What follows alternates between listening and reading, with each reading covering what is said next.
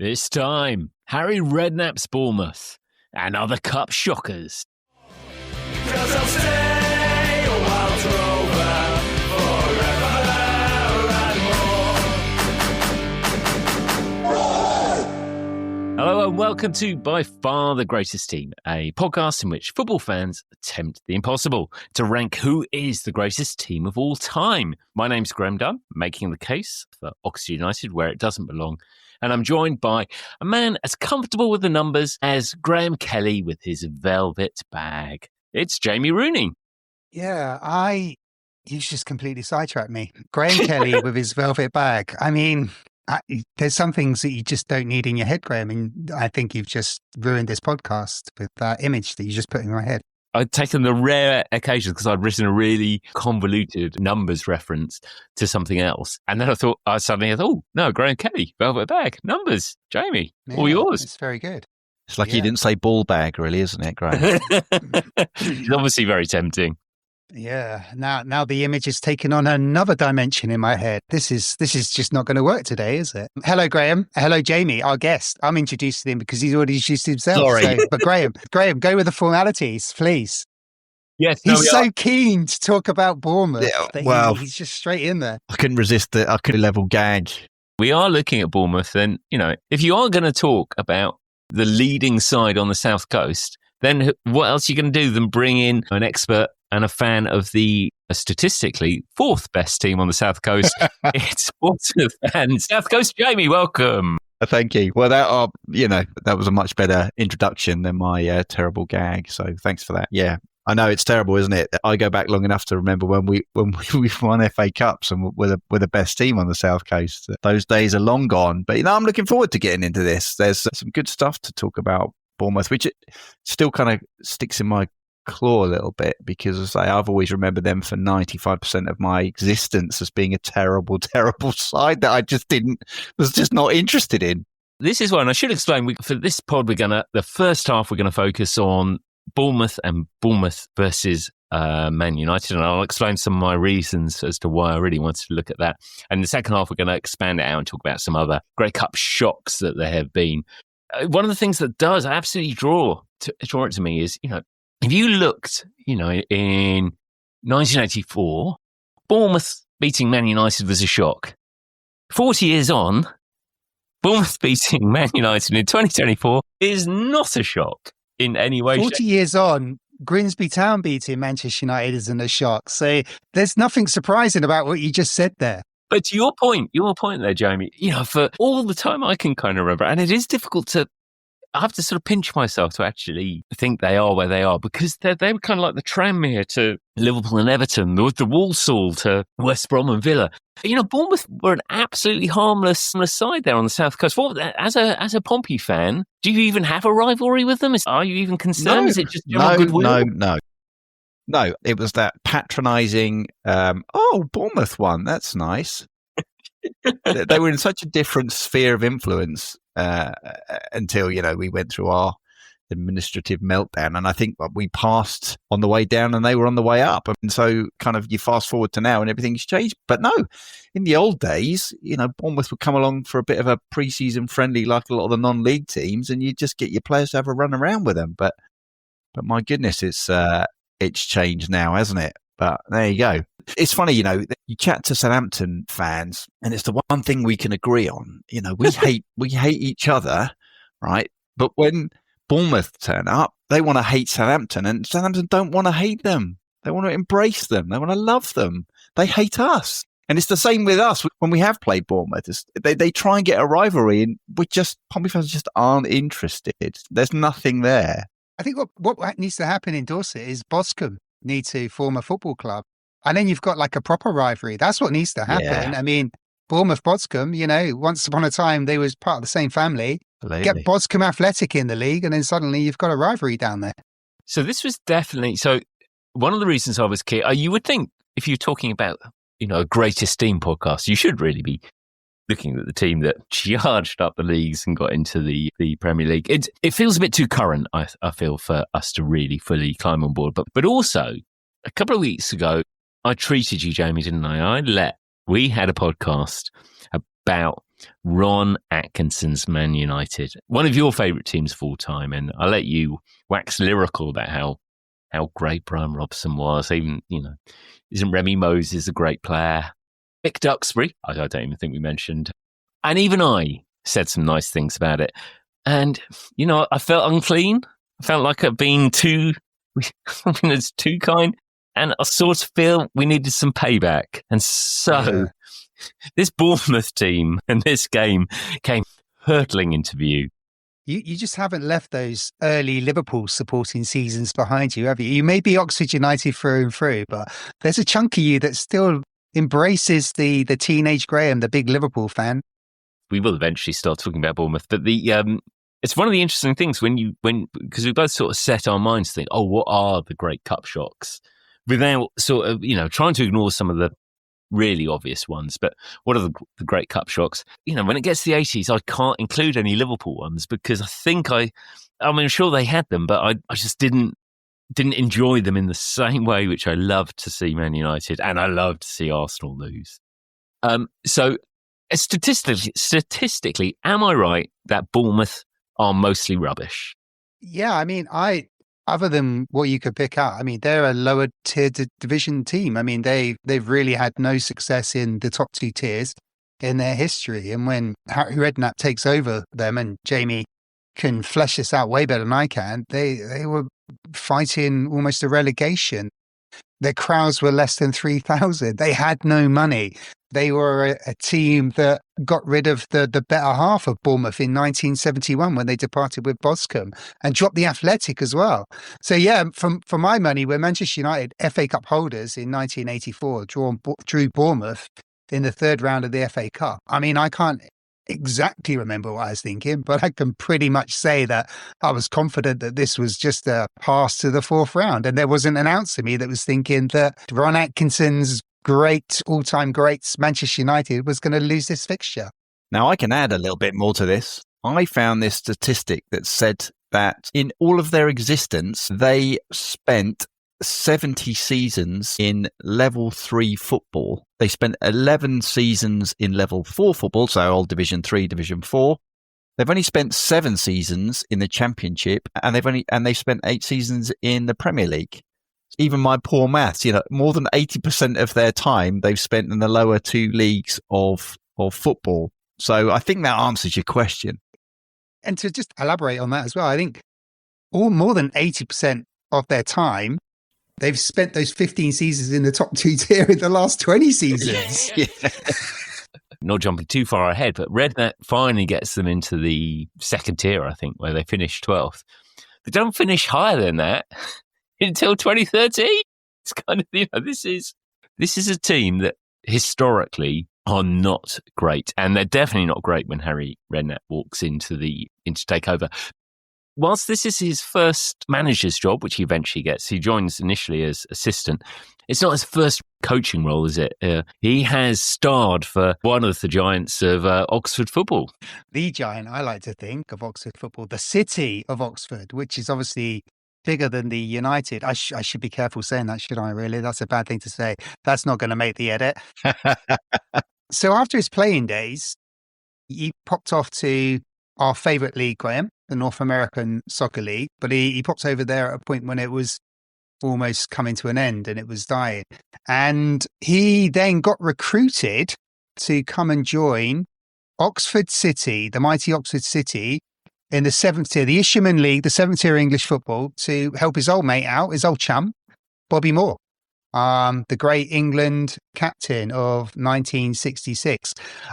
It's a strange one. I have a bit of affinity with Oxford City, not because I want a rivalry with you with Oxford United, but I've got a couple of friends that listen to this podcast actually, and are good fans of it, and they like to watch Oxford City. So I've been over to Oxford City a few times in the last couple of seasons, and they have a reference to Bobby Moore. There is around the ground. It's a tiny ground. They're getting 400 or 500 people, sometimes 600 people. And there are notes and references to Bobby Moore, who in 1980 went to manage Oxford City. He wasn't particularly good as a manager. And the chairman at the time, a guy called Tony Rosa, realised that Bobby Moore wasn't good at managing the football team, but he was good for PR because he was an absolute superstar to have around.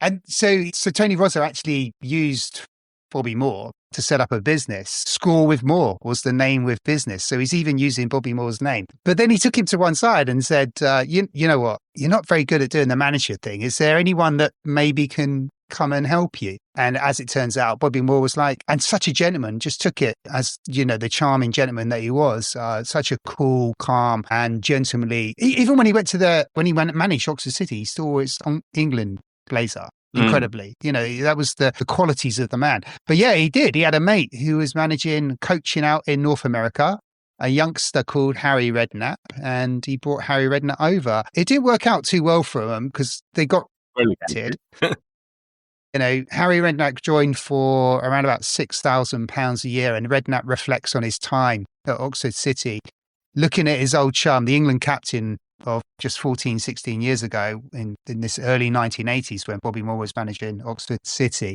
thinking to himself, Harry Redknapp thinking to himself, how did I get here? Where did it all go wrong? And then he looks at Bobby Moore and he thinks, how did he get here? How did it go wrong for him? So forever the optimist, Harry Redknapp. It did work out. And then you'll love this, Graham, though. Little vignette, because we haven't spoken about this. Do you know where I'm going to go with this? I do. So you please fill in the blanks. You say it. You say it. I don't know if Jamie's got this. Well, you say it anyway because he'll love it just as much as me. Bobby Moore was manager of Oxford City from 1980 to 2. And in the 1981-82 pre-season, I think it was that one. It was the pre-season where Bobby Moore was supposed to get the guys in, get them organised. He goes to Tony Rosa. I said, I can't actually make pre-season. I've got to go off to Hungary to do this little film. And that little film, Graham, was? It was Escape to Victory, of course. Do you know what? We haven't talked about our favourite football documentary in so long. Yeah. I was so delighted when I read this reference to it. It is fantastic. And I think, you know, at the time you'd be a bit kind of, what's the manager doing out? You know, he should be out at the club. He should be, you know, tracking down new signings and bits and pieces. But filming Escape to Victory, well, it's a no-brainer, isn't it? It's got to be done. South Coast, Jamie, how does sort of Harry reflect on his time at Oxford City? Yeah, it's funny, isn't it? Because can you imagine now a World Cup winning captain starting their managerial career in the Isthmian League? It's just crazy, isn't it? And Redknapp, I've obviously read a lot of stuff that Redknapp's written over the years and interviews, etc. And he was great mates with Bobby Moore and loved him dearly. And he makes the point in one of his books, you know, why is this guy having to start his career down here? And he also makes the point that, you know what, I don't think he ever really got a great chance to be a top manager. And I think he would have been, but he just didn't get the chance at the high enough level. And Redknapp, as Jamie mentioned, when he was playing out in Seattle, he started to do a bit of the coaching for the team there, and it seemed to go down quite well. And Bobby Moore came out one time to see him and liked what Redknapp was doing and said, when I get my first job, you're coming with me. I think Redknapp probably thought it was going to be slightly higher up than Oxford. Yeah,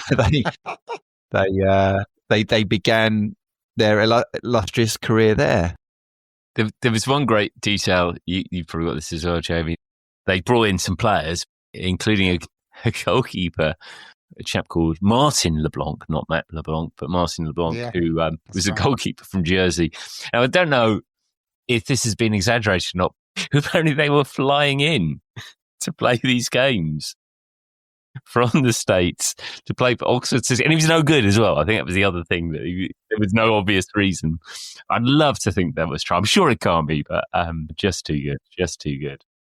There's another nugget as well. When Tony Rosa got Bobby Moore to come and talk contracts, Mike Sowerby, the great Man City player and England player, came down with him and was hovering around in the background. And no explanation was given to Tony Rosa what Sowerby was doing there. So he could only speculate. But apparently he'd agreed to go for beers with Moore on that day. So he just came along to the signing. And as we know, Mike Sowerby as well also helped Sylvester Stallone and Pele in Escape to Victory.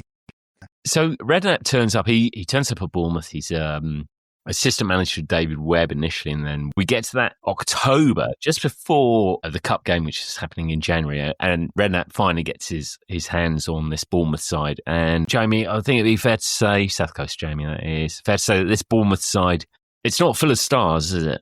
Not at all. It's a terrible team. They're in the bottom third of the old Division 3 at the time. And when Redknapp takes over, he isn't the instant success you would expect him or his career turned out to be. So his first 2 games he lost, and the first one he lost 9-0, and the second game he lost 5-0. But fortunately, in his third game, he plays Oxford United and they win 3-2. And it seems to turn it for him slightly. Joking aside, he sort of, they haven't got any money. They're scratching around for players. You know, Redknapp's been pulled in because Don Megson's been pushed out. You know, Redknapp says, I think, in the time he was at Bournemouth, he played under 10 different chairmen. So there was instability there. Shall we put it that way? And this is the kind of the background leading up to this game, isn't it? He's got a ropey old team. He's at the start of his managerial career. Bournemouth got no money, and they go on this little cup run.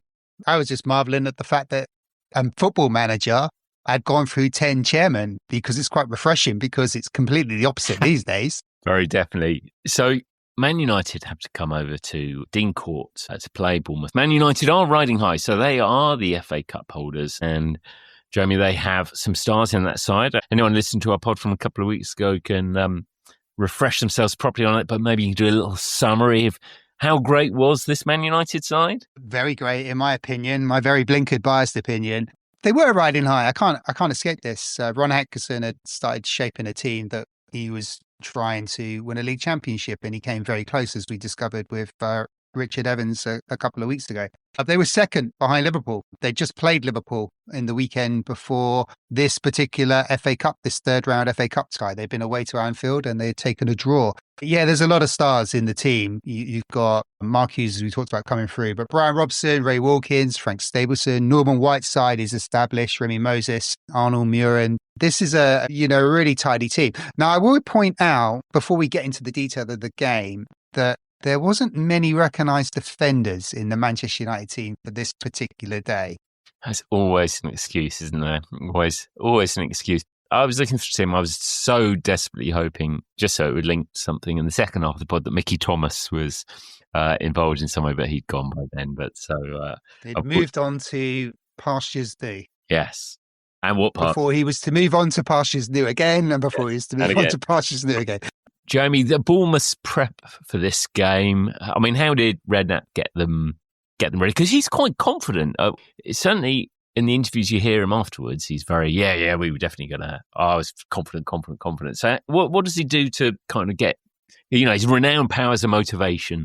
Yeah, well, it comes through, actually. I mean, if you listen to some of the interviews with some of the players of that era, and again, it was reflected in all of Redknapp's managerial career. They talk about how just good he was as a man manager. So I think it's Milton Graham, I think I'm right in saying he's one of the goal scorers, spoiler alert, in this game, which says, Redknapp could make you feel 10 foot tall before you went out on the pitch. And he made them believe that he could win this. But to roll this back and to add some context, so round 1, they're playing Walsall, and this is going to be a tough game for them. So Redknapp takes them away to Jersey on a little week's training camp. And what I love about this is when you hear about Milton Graham going out there, he's their number 10. He's one of their flair players. They've picked him up from non-league, joins on a YTS scheme. But he goes out, he's a young lad, and he goes out and they all go out. Of course, they will go out drinking. And Milton, in particular, ends up drinking far too much and falls through a shop window, plate glass window. Police turn up. He gets arrested, dragged into the cells. The other lads clear off. Then they realise they need to kind of try and bail him out. So they try and get Milton out. Then they get banged up as well. Milton Graham explains it far more eloquently and more humorously than I can do it justice. But Redknapp, furiously faced, turns up the next morning to bail them out of prison, or out of custody, which he does. And then he just says to them, right, lads, you're all going to run now. And he said he just ran them for the entire day. They just ran and ran and ran. And of course, they were banned from going out for the rest of the training camp.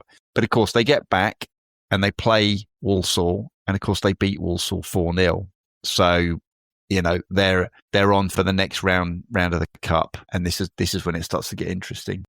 That's the other thing. And when I am being quite disrespectful, but when you look through the squad, and we talked about this, you know, and when we talk about some of the other cup giant killings that we'll talk about, there's usually, you know, a wily ex-pro who you remember from the top flight 20 years ago or something like that, or, you know, upcoming kid who turns out to be, you know, a star of the future.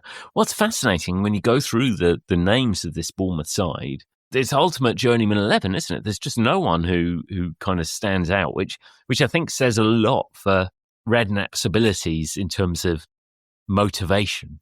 Absolutely. I mean, you go through that team and none of them, I mean, it's quite nice to read it. It's also quite sad, but none of them really made it as a football career. I mean, this is their absolute zenith. They never play better than this. It's that absolute perfect storm, isn't it? I mean, before we get to that, even though they've now got to get past, is it Windsor and Eton, I think, the second round, round 2, which are lower league, but they make a right hash of it. And I think they get a draw, don't they, Jamie, away, and then 0-0. They get back to Dean Court and they manage to just scrape a 2-0. And what's interesting about this is that the draws have already been made before that second replay's out the way, that the winner will get Man United. And of course, this is massive for Bournemouth. You've got no money whatsoever to pull that in. And as I say, they just about scrape it over the line and get to that point. Yeah, and to draw Man United, now you might think you've got no hope of beating cup holders Man United, riding high in the league. They've got the England captain. But maybe you look at, you know, the precedent has been set, hasn't it? I mean, Jamie, how did Man United get on in the League Cup that season? I don't know. My memory is so bad these days. I didn't research such things coming into this. Yeah, I can't help you, Graham. We probably need to skip over to the next chapter. Yeah, I think they've been through a mammoth multi-tie match with the other team in Oxford, the Thames Valley Royals. I am going to. It could have been the Thames Valley Royals, actually. 1984. Yes, it was not far season from before. it. Yeah, wow, yeah, it could have been. Yeah, I'd have fancied our chances against Thames Valley Royals. I should clip it. Actually, there's a great interview that Ron Atkinson gives the following week on the big match when he's talking about after the defeat, where he said, "Well, no, we lost to Oxford, but you know, Oxford could beat anyone. This Oxford could beat anyone, like even Liverpool." He said that. So Man United come into town against Bournemouth. Now, both of you've done very good research on this because I think you both watch extended highlights of this game. Yeah. So, I mean, what's amazing, prior to the game, they'd obviously beaten Windsor and Eton, but they then played, I think it was Port Vale, and lost, I think it was 2-0 to Port Vale, who were bottom of Division 3 at that point. They then played the Man United game, and then after the Man United game, and we'll come back to the Man United game in a minute, but they lose to Preston after that. I mean, they're in terrible form as well, but they're also missing 3 or 4 key players, Bournemouth, including their captain, I think it's John Beck, who's actually out with flu. Yeah. So again, just to give context here, they're not in great form, and they haven't got all their best players on the pitch. But Redknapp is convincing them that they're going to win the game. And he does the old thing where he points out that he's seen some of the Man United players in the director's box betting on the horses 20 minutes before the game. And they're seeing this purely as a run around. They're absolutely convinced they're going to win to fire up his players. And he says in his book, or one of his books, that you can only use that tactic maybe once, possibly twice in a season. After that, it gets boring. But he was able to just play that card at the right moment for them. And I think as well, I think he was right. I think Ron Atkinson, I think some of those players did just think they could turn up and win this game. But when you start to watch the footage, as we've done, and it's got every ingredient you could want and hope for a giant killing, because the thing that sticks out with me right off the bat is the pitch is terrible. It's bobbly.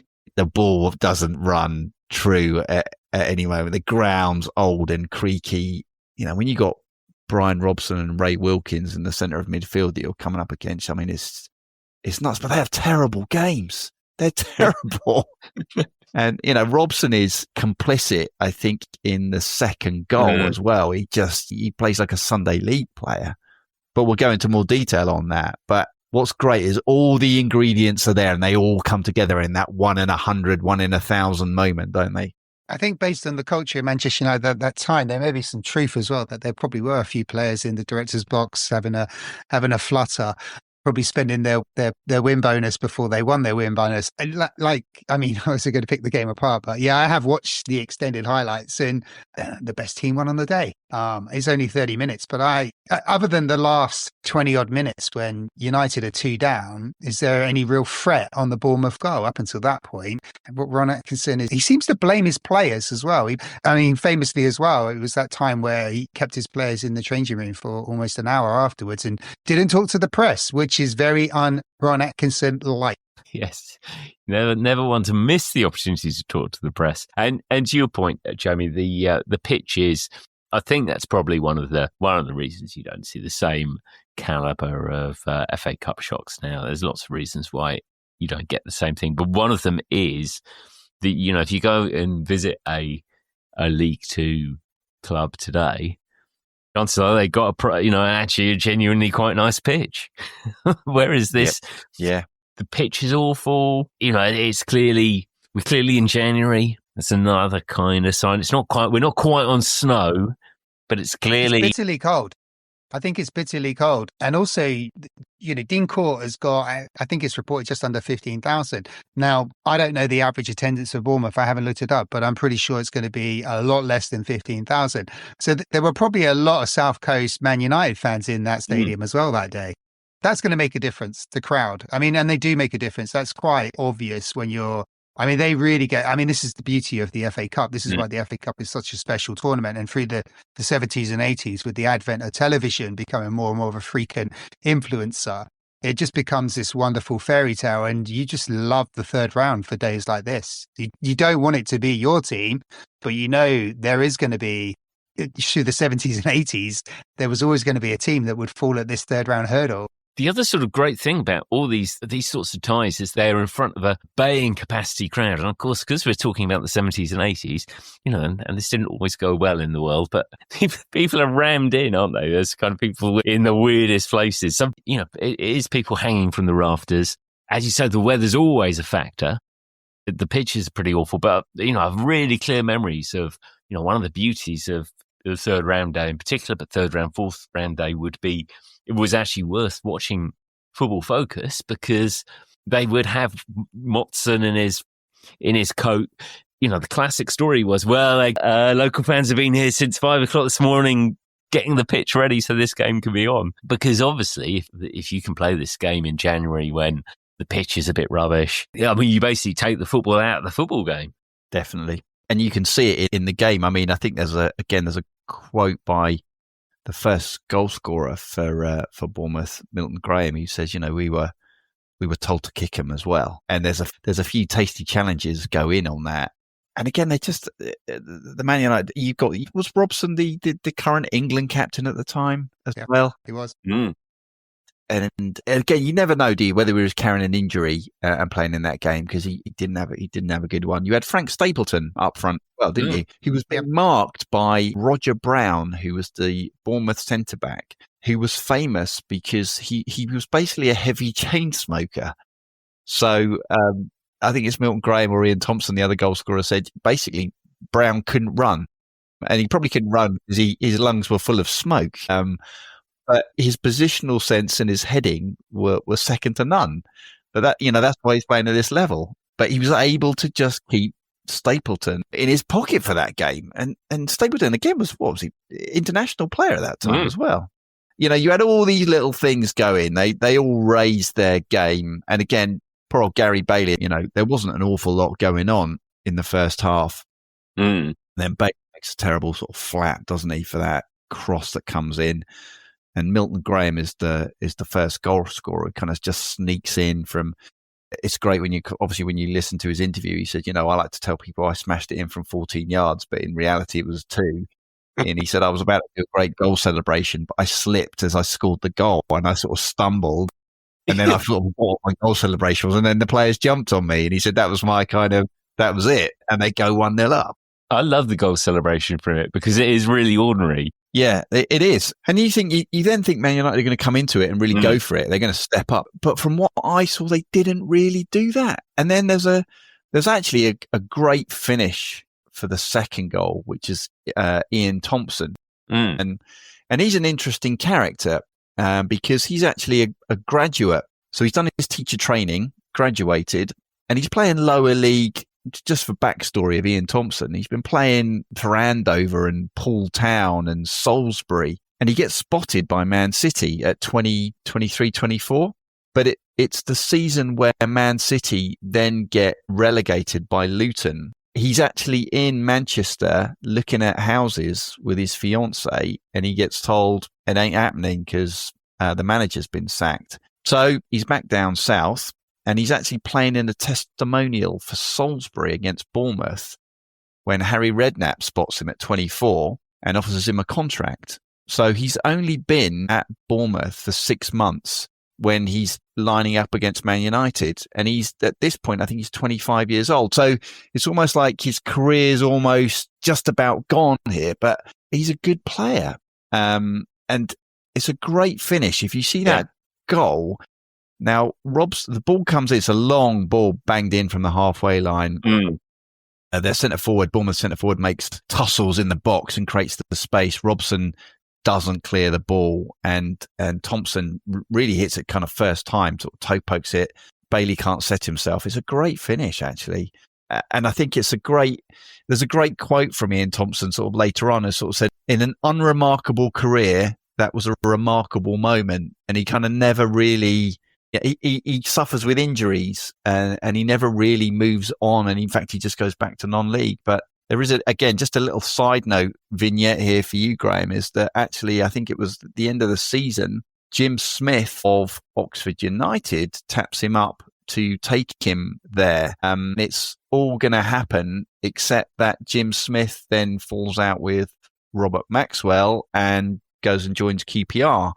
And just says, we don't need you in the squad. We've got enough. And so poor old Ian Thompson sort of has 2 opportunities where he can step up a little bit. And I think it's then the following season he has a professional career-ending groin injury and ends up sort of drifting back into non-league. But there was a player there in Ian Thompson, and he sort of then moves on to become a maths teacher and headmaster, and sort of moves on out of the game. But what I like about that is he still sort of.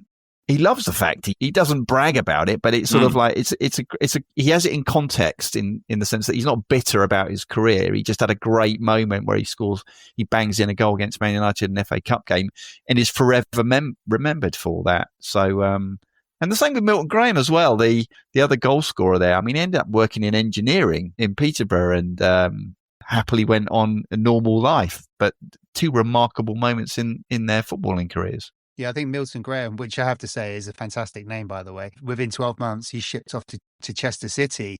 So I think for Graham and for Thompson, this feels like the highlight of their career. Is just one of those moments where, things have aligned and they get the 2 goals. And the goals come quite close together as well. And I think that's quite a crucial factor in this tie. The fact that both goals are scored within 2 minutes of one another on the hour. And just for balancing this out, and this is a tactical decision, I guess, from Ron Atkinson, or whether there was injury, I don't know. Because, I mean, Atkinson only had Ulverston, Duxbury and Hogg as recognised defenders on the pitch that day. And I think Remy Moses was playing in a slightly deeper role. And Ulverston has to go off at half time. And it's back in the days where you only had one substitute, and the substitute was a striker, Lou Macari. So Lou Macari's come in, which leaves United with just 2 defenders. So tactically something has happened. Arnold Murin, I think, has dropped into the left-back position. And I think Remy Moses is now playing almost as a centre-back and Duxbury on the right. But I think that changes as well. Not to make excuses, but just to balance out that Atkinson made a key substitution at half-time. Whether that was forced or not, I don't know. But obviously the goals are scored in the second half. And when United will probably be looking to just see the game out with the odd nick of the odd one or take them back to Old Trafford and beat them in the replay. As it turned out, they wish they were playing Windsor and Eton. Definitely. So in the game itself, Man United have at 2-0, they get a goal disallowed. I've replayed that 5 or 6 times. Have you any idea why that goal was disallowed? Because I still can't see. So Stapleton goes for the ball. The ref's really close, but nobody seems to get too upset about it either. But I can see no reason why that was disallowed.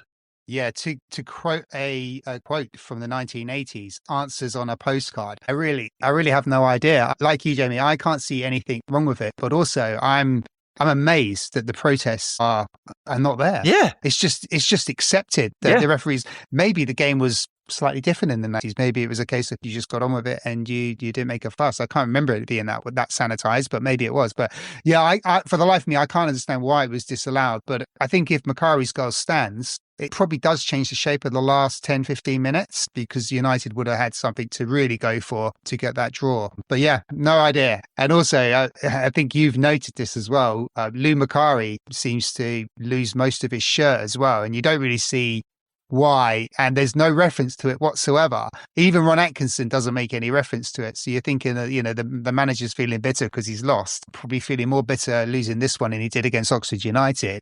And he makes no reference to the Lou Macari shirt tear, which is incredible. I mean, it's hanging off his stomach, isn't it? I mean, he's been ripped. It's been ripped apart. It's like you don't see sort of blood and guts everywhere. I mean, I don't know. It's like someone's got a machete and sort of like sliced it through there. But yeah, no, there's no reference in the highlights I saw as to what happened or anything there. And it's funny, isn't it? Again, you see shirt rips like that, and I love that. Because, of course, these days, I've seen one of them who's got a slight tear or a sleeve's hanging off. They're whipped off the pitch and the shirt's changed immediately before they're sent back on. So it does remind me of a lot of the as you said, Graham, you see Motti in his coats standing on snow-swept pitches with fans burning fires on the pitch to try and thaw it out. And you just don't get that these days. But, yeah, there you go. I love the interview with Redknapp. On the pitch afterwards. I don't know if you've seen that. It's a really kind of weird setup. It's kind of 20 or 30 people behind it. I'm not sure what they're all doing there. Some are fans. It's got the feel of what they've tried to do is reproduce a Radio 1 DJ hosting Top of the Pops, where they've just got like 20 people herded behind them. And Redknapp speaking. It's very true. Yeah, it is.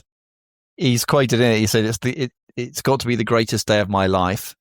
Obviously, this is before he won the FA Cup with Portsmouth. And I'm sure it's the greatest day of all the players' lives, he said. And I don't know if you picked this up as well in terms of their win bonus they got. So they got 200 quid for the win bonus and a holiday that never materialised. Milton Graham says that, he went out the couple of weeks afterwards and he was going to buy a new suit and he got given a new suit. They didn't want to take the money off him and they were given free cinema tickets. He said, I thought this was going to be forever, but he said it seems sort of dried up. And I don't know if you picked up on the one as well, Jamie, about the goalkeeper who was promised free pizza if he kept a clean sheet. But that again, when he went back to the pizza restaurant, that he was promised free pizza for life, and that never seemed to transpire. But they did get their 200 quid. I think this plays mad, into isn't it? Yeah, it is. And I think it probably plays to the narrative of what people were thinking before the game. Third division Bournemouth, even though they've got home advantage on a bumpy pitch with a bumper crowd in a very cold January day, haven't got a chance to be in riding high Manchester United, the FA Cup holders. So people could make those kind of quips that, yeah, you can have free pizza if you keep a clean sheet, thinking, he's got no chance. I'm never going to have to give him a slice of pizza free ever again. It's like, it's not going to happen. And then when it materializes, it's like, the chips are down. You've got to, call his bluff. But yeah, I think it just plays in the narrative. I think most people would have been thinking, even Harry Redknapp to a slight degree, as confident as he appears afterwards, that, this was going to be the end of Bournemouth's run. The TV cameras are down there. There's a little cash in the purse. But yeah, they're not going to progress to the fourth round. So both sides do, however, go on to progress. So Man United, as we discussed a couple of weeks ago, do go on to win the FA Cup the following season in 1985. Harry Redknapp does have quite a successful time at Bournemouth once he's got a chance to actually mould that team. He doesn't. It's one of his. He's there for a while. He's under 10 different chairmen, and he starts to get the team moving and playing, doesn't he? And that's where he starts to build his reputation as a great man manager and a man motivator. And he actually gets them promoted, doesn't he? And shortly afterwards, and starts to Bournemouth to nudge out of that 80% of their lives in the bottom 2 tiers. But so it's the start. It's the start of good things for Redknapp, and you could argue Bournemouth. But again, it's almost sad to look at, as we'd already mentioned, that Bournemouth team. There's nobody becomes a star out of it. The only star that emerges from this game is Harry Redknapp, and his star just rises. And Redknapp is actually at Bournemouth for a surprisingly long time. So Redknapp's there for 8-9 years or something like 9 years, I think. 400 odd. It's the club he's managed the most games at, isn't it? Which is not not what you thought. And Jamie, we did Alex Ferguson at Aberdeen last week, and Alex Ferguson 8.5 years at Aberdeen. The opportunities at the big clubs don't just come up overnight. No, that's right. I mean, there's a lovely quote actually I got from Redknapp, and let me see if I can find it, in terms of the fact that he, I think along with Alex Ferguson and a couple of others, when the Premier League brought in the pro license. So I think to get a pro license takes, I've read, 3 years now to get a pro license to manage in the Premier League. But back then, it was a 2-week course you had to do to be a manager. And that involved 3 training sessions at Lilleshall and a written exam at the end. And Redknapp says that he could do the training sessions, no problem, but he left school, I think, at 14. He said, I could barely read and write. And so he fails the exam. So he has to retake the exam 6 months later at the Hampshire FA. And he's chatting to the guy who's a football fan, knows Redknapp. Redknapp puts the charm on. And the guy ends up doing the old slides the answer book over to him, pats it on the table and just says, I'm going to nip outside, Harry, for a coffee. I'll see you in a minute. And he said the guy just left him the answers to the questions. He said, remarkably, I passed the exam the second time round, and that was it. But as I say, that's the only formal managerial license he's got. Glory days. We have made the case for Bournemouth putting Man United to the sword as one of the great cup shocks. After the break, then Jamie will go through any Pompey or Oxford nightmares, and then we're going to spread down and have a look at some of the other great FA Cup shocks.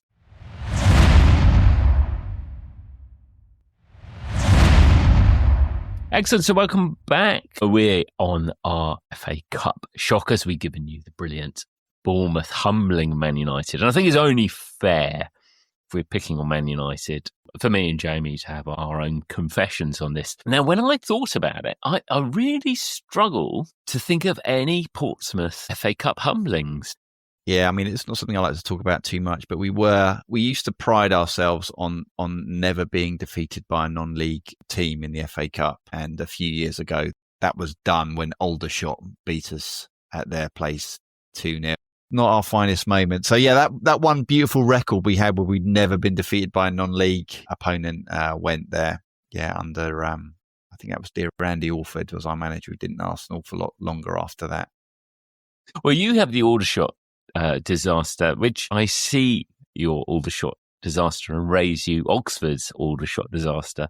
So when we were riding high in the top flight, we draw Aldershot away. Now, this is sort of when the wheels are starting to come off, not totally come off for us, but so we lose 3-0 to Aldershot, who'd almost gone out of business the season before. They're struggling away in the bottom fourth division at the time. Now, what made this game particularly notable is that they're in such financial peril that we've got this glamorous top flight team Oxford coming to town.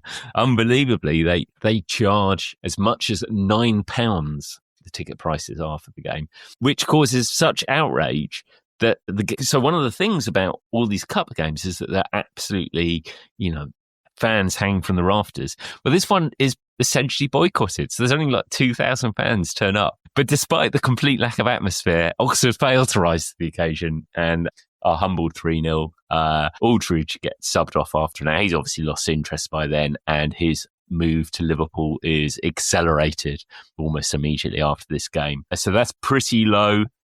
And then 1994, Oxford are beaten by Marlow, which is really quite something. A game I was able to walk to. Very excited about it. Again, what sort of makes this is one of those themes. There are some games I think are, and I'll come on to one in a bit, where kind of the script is written, the narrative is there. There's too much narrative; it has to happen. So in this case, that Marlow side is packed with kind of former Oxford connections, including Les Phillips and Oxford club ambassador Peter Rhodes-Brown. So he is actually working for Oxford. He has continued working for Oxford for the last 40 years, but he's working for Oxford and playing for Marlow, and obviously plays for Marlow against Oxford and contributes to Marlow's 2-0 win against Oxford. So that, we were in the third tier, that makes a stage. But it was a decent side. We had Matt Elliott playing for us at that stage.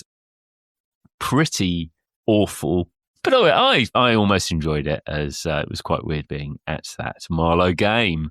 Marlow actually have quite a history in the FA Cup. Marlow actually were in the very first FA Cup in the 1870s, and in the 1900s, they had the opportunity to become a Southern League team, and they decided not to take that up. And Tottenham Hotspur took their place, I believe, if history tells me correctly.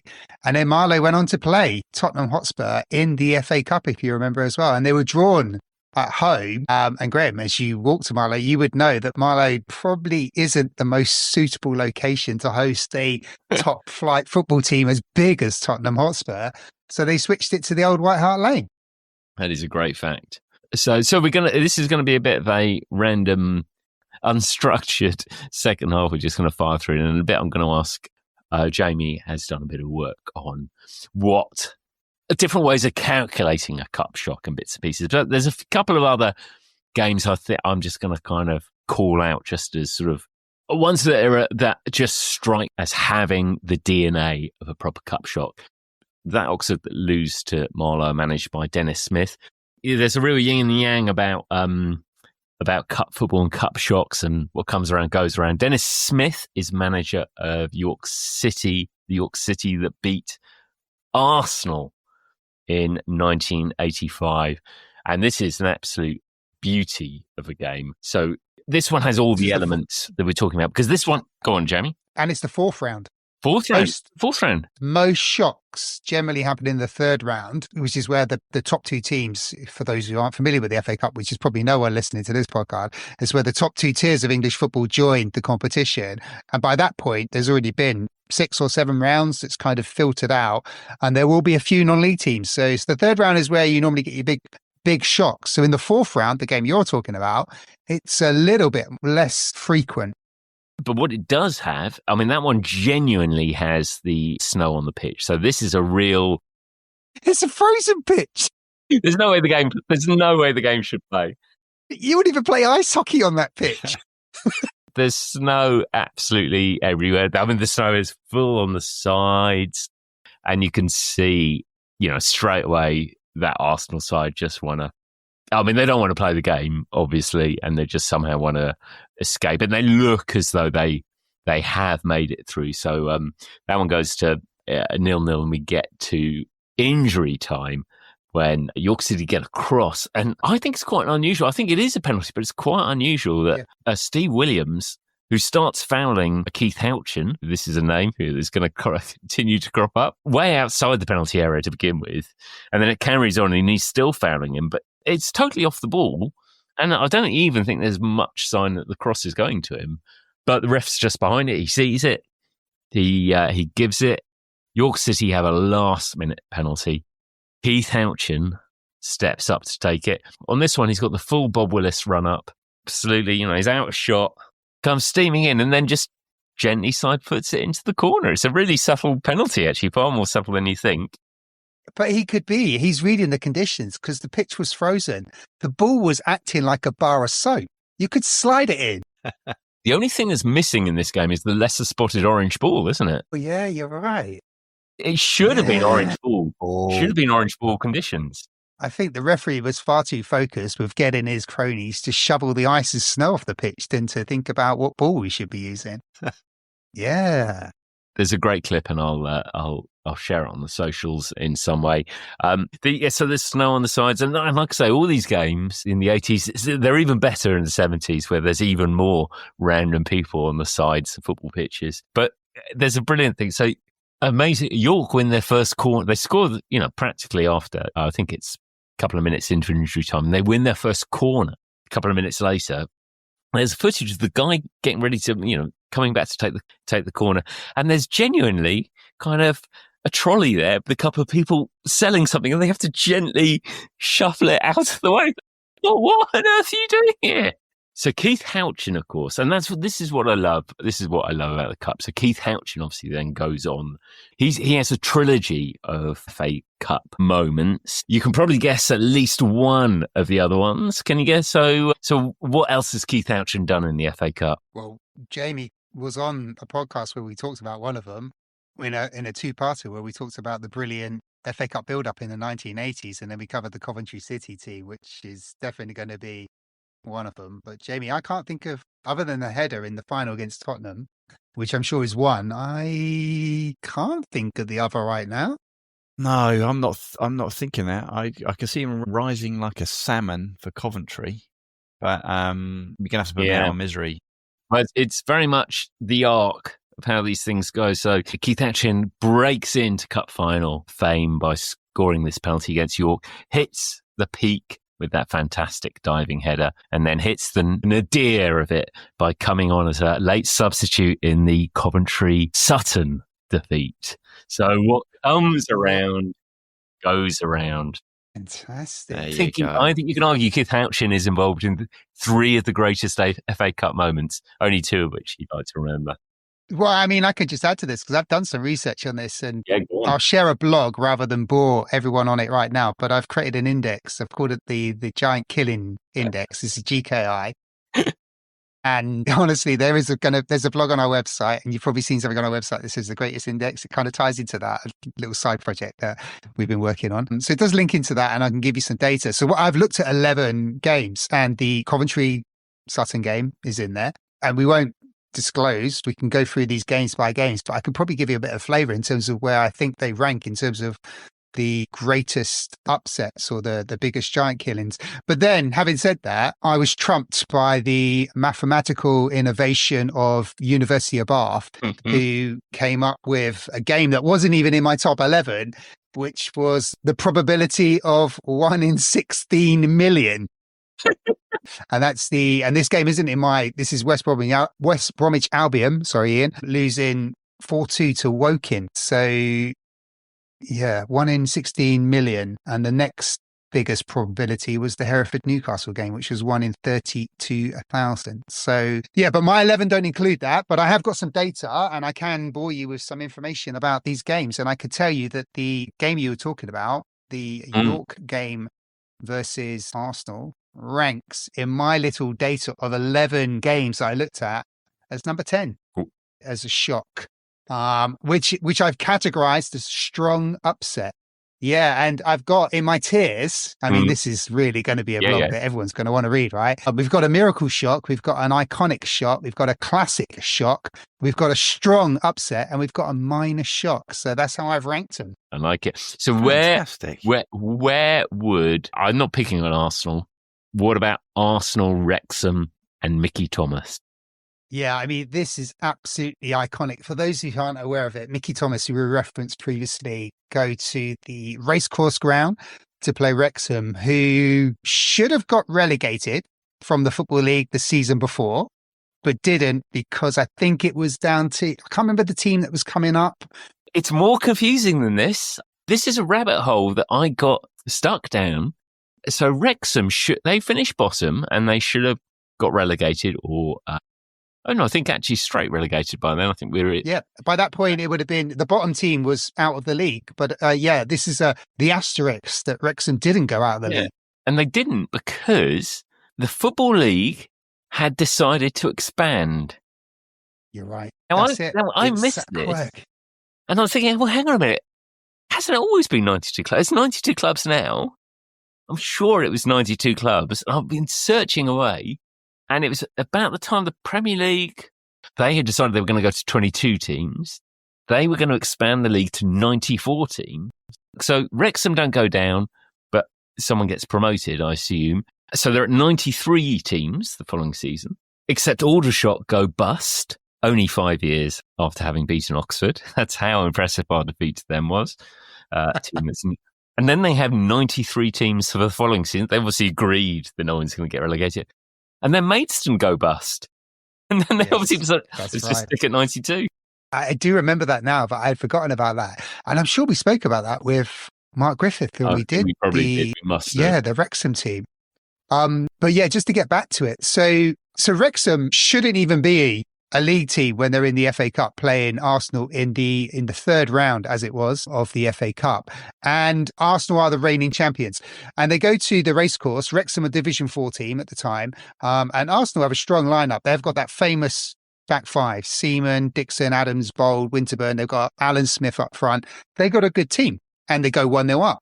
And you would think it's just a formality to see this game out. And then Mickey Thomas, as you've referenced, scores this incredible free kick in the 82nd minute.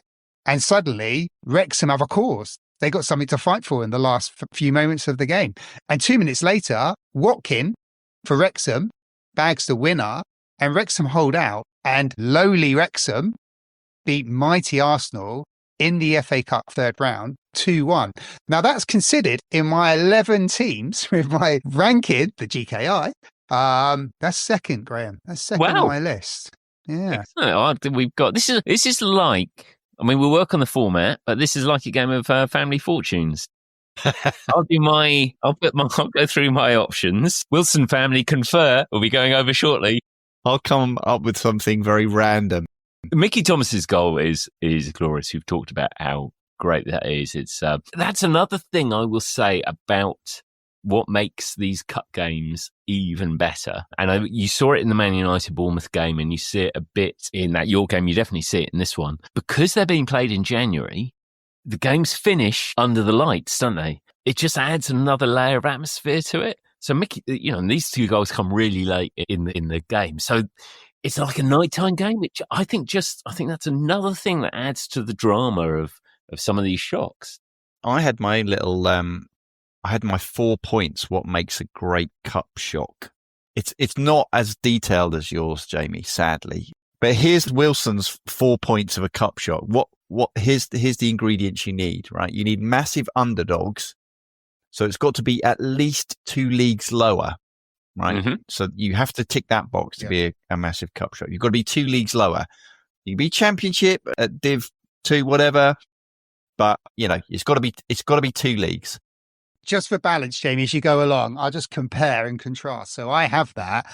I've called it competitive distance. So that's the distance between. I'm the layman's here. No, not at all. I like what you're saying.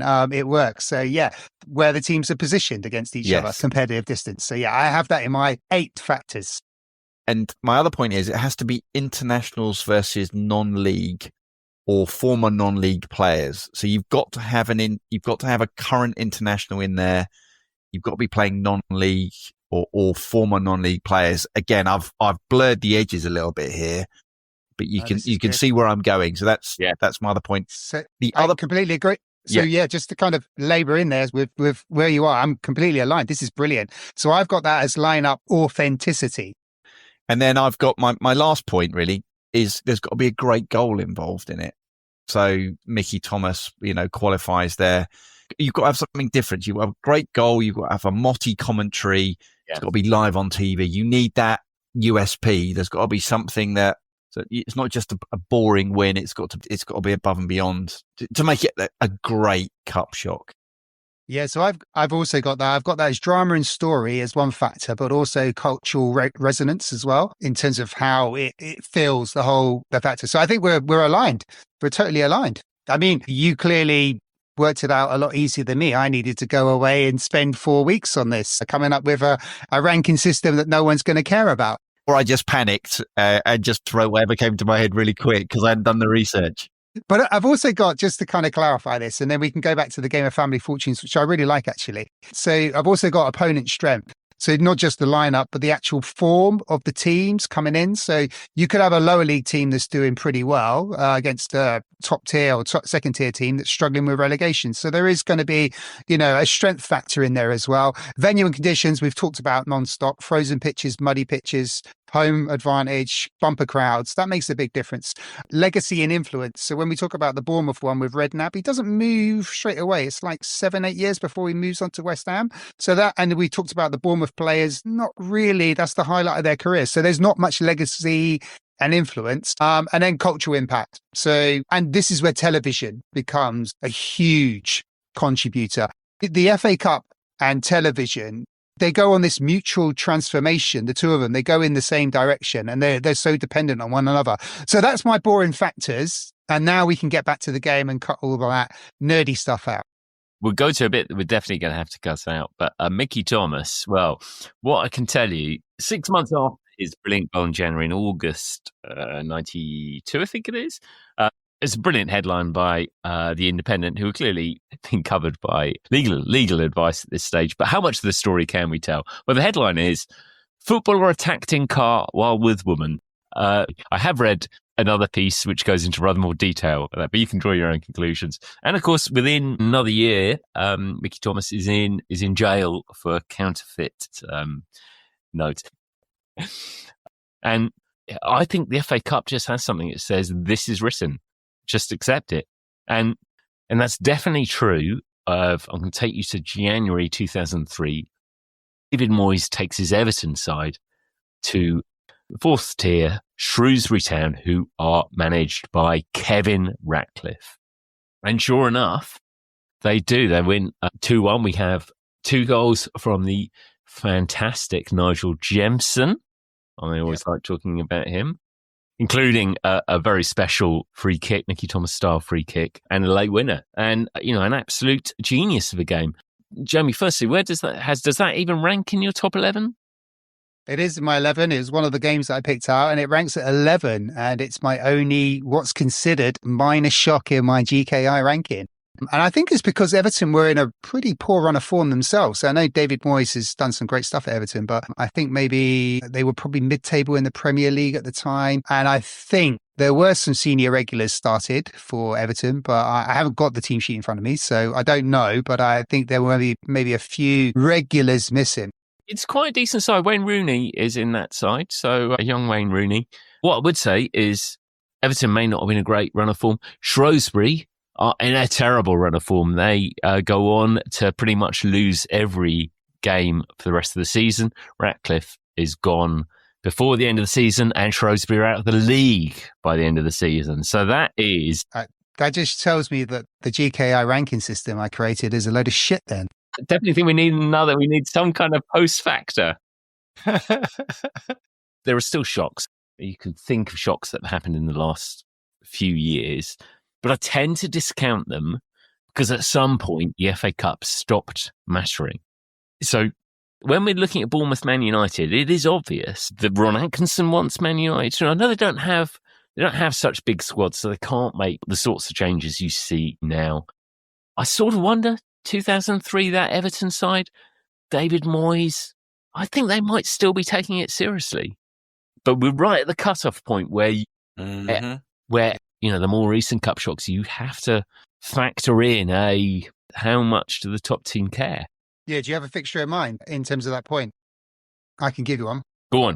In 2018, Wigan Athletic beat Manchester City. Now, Wigan had been a Premier League team up until recently in 2018, but they dropped down to the third tier. And Manchester City were going for a quadruple at the time. They were charging on all fronts. This is classic Pep. And Wigan come away with 1-0. Now, that's considered a major shock in FA Cup terms because of the size and the stature of Manchester City. But I think your point is relevant. And you can go back a year before that, when Lincoln City, non-league Lincoln City beat Premier League Burnley and reached the quarterfinals. This is an era where not only is the FA Cup probably be taken less seriously, because Burnley would definitely be prioritising Premier League survival and not FA Cup glory. But Lincoln City would have been charging towards back to the league. And the National League was becoming more and more professional. So there's lots of different factors that shape what we consider a shock and what we don't consider a shock. We've talked about quite a lot of games we talked modern football, we talked about games from the 80s and 90s. The last couple I want to flag are back in the glory years, the 70s. Now, there's no question that teams are taking the cup seriously in the 70s. Now, Leeds are absolutely massive. It's not a game I obviously remember or I've seen, but I have watched the footage of this. It is quite a fun game. Colchester play Leeds United at Colchester in 1972, and this is Don Reevy's Leeds. So this is Dirty Leeds, as they became known. This is a proper side, and Colchester go 3-0 up in this game. It's an absolutely incredible start.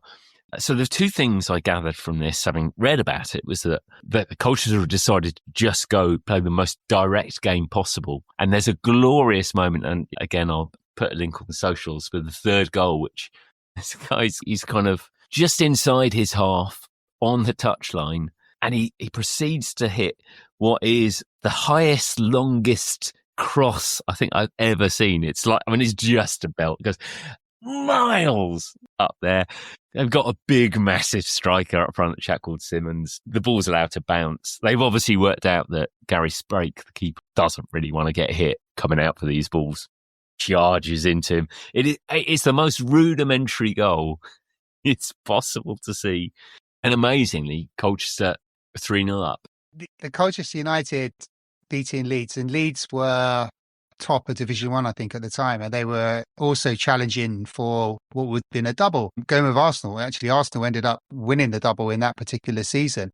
It's a massive shock. Now, this in my index, which I'm questioning, is I kind of get this as well. And that's why I leaned into doing this as well, because this is considered the biggest shock. Now, this is considered bigger than Hereford beating Newcastle United. And I kind of spent some time thinking about why that was. So television plays a massive role in the Hereford United Newcastle United game.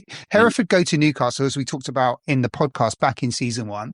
And they get an incredible 2-2 draw against top league Newcastle United, Hereford in the Southern League at the time, non-league team.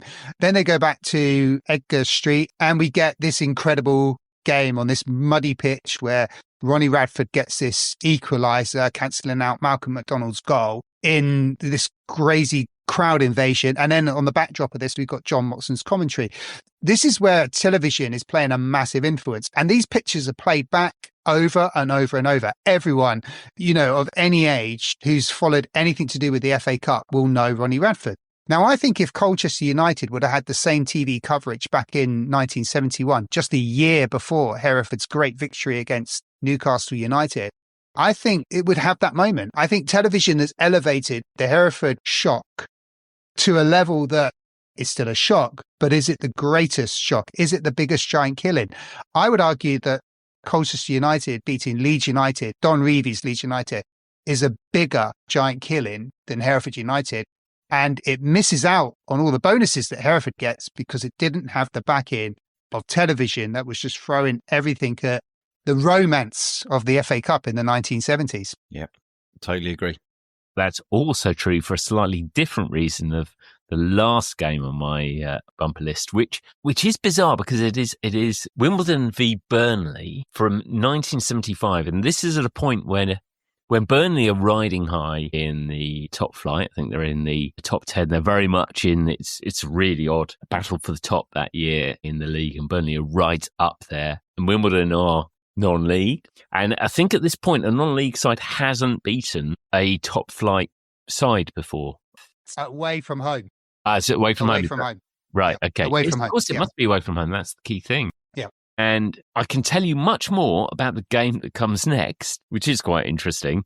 But I can tell you why you can't say anything about the game at Burnley. Yeah. So Wimbledon win the game 1-0. And exactly to both your points about difference TV makes, you don't see that goal replayed. And you don't see that goal replayed for a bizarre reason, don't you? Yeah, I'm so glad you brought this one up. So Burnley had a chairman at the time called Bob Lord, who left a bit of a footprint on football. There was even thing in the late 1980s called the Bob Lord Trophy, which was a football contest for non-league football teams, I think it was. And He came to owning Burnley a little bit later in his life, and he was very suspicious of television. He believed that television would decrease attendances. So he didn't want television to be an influence on football. He didn't want television in football, to the point where he campaigned that there would be no football shown on television on a Saturday. And we have this thing called the 3 p.m. blackout. The 3 p.m. blackout in the UK, where you can't show games in the United Kingdom, any games in any league,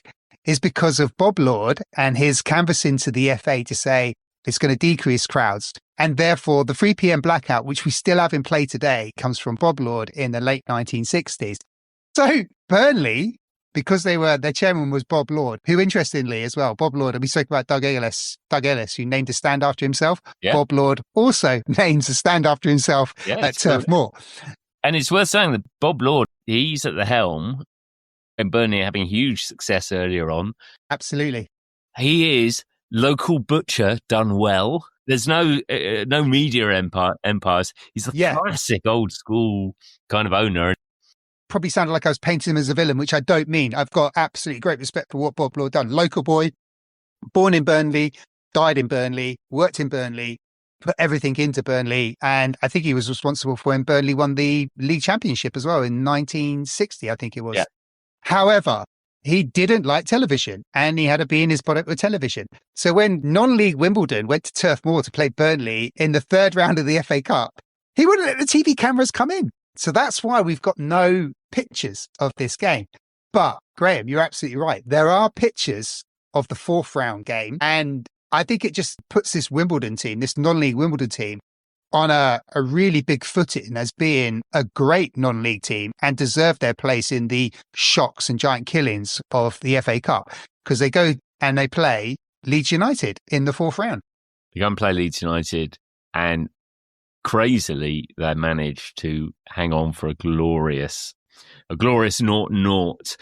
And their keeper, Dick Guy, has just like the game of games. And it finally looks as though they plucky Wimbledon, and they've just fallen through at the last when they concede a penalty, third minute. Up steps Peter Lorimer, the man with the hardest shot in football, who, I'm not going to take anything away from Dick Guy because he saved a penalty at Allen Road. But for some reason, Peter Lorimer decided, no, I'll just side foot this straight at the keeper, really. There's no power on it at all. It's the least Peter Lorimer penalty you'll ever see.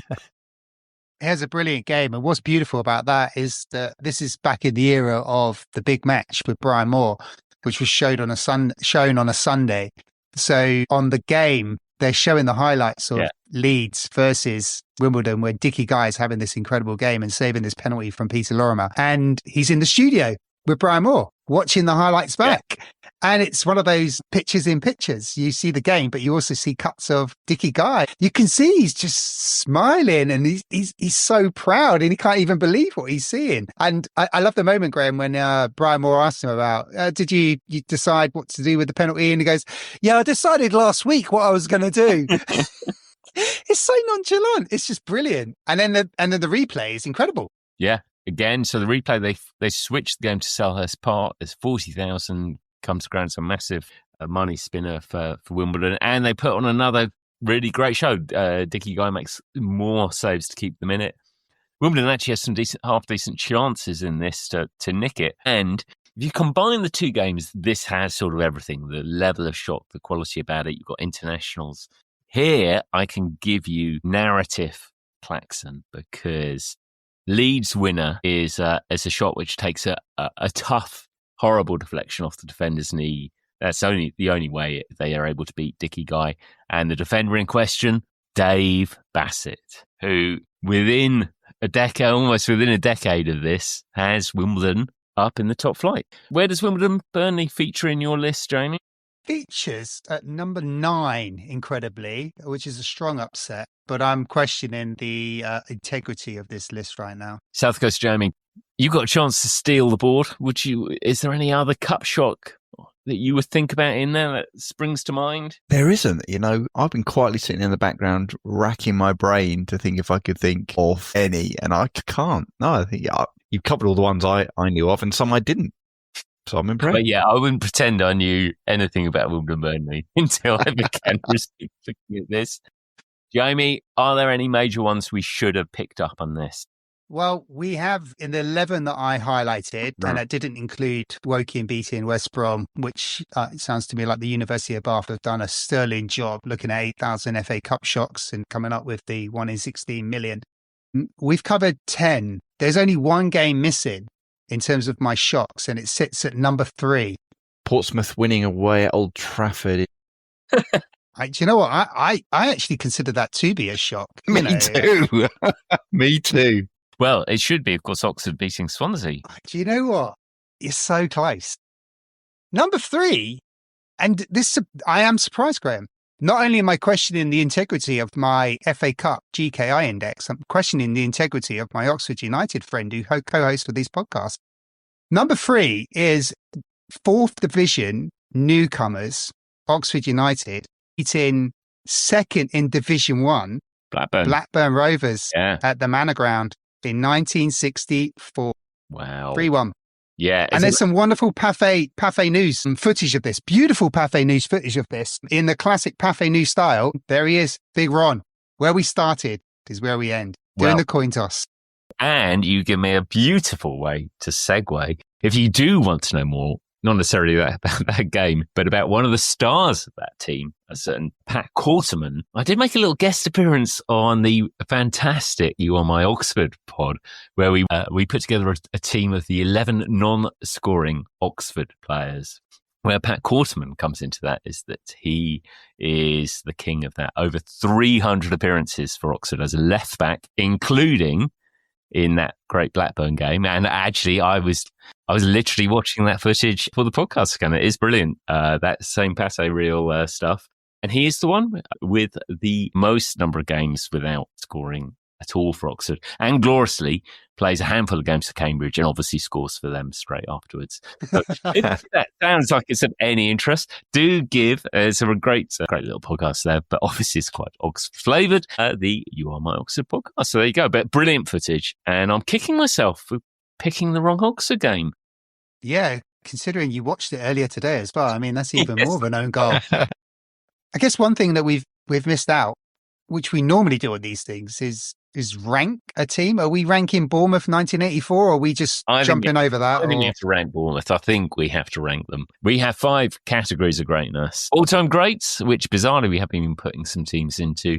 True greats, touch of greatness in the middle. Then we have edge of greatness, our bottom category, blinkered greats, and then our random category. Not necessarily great, but without them, we wouldn't be where we are today.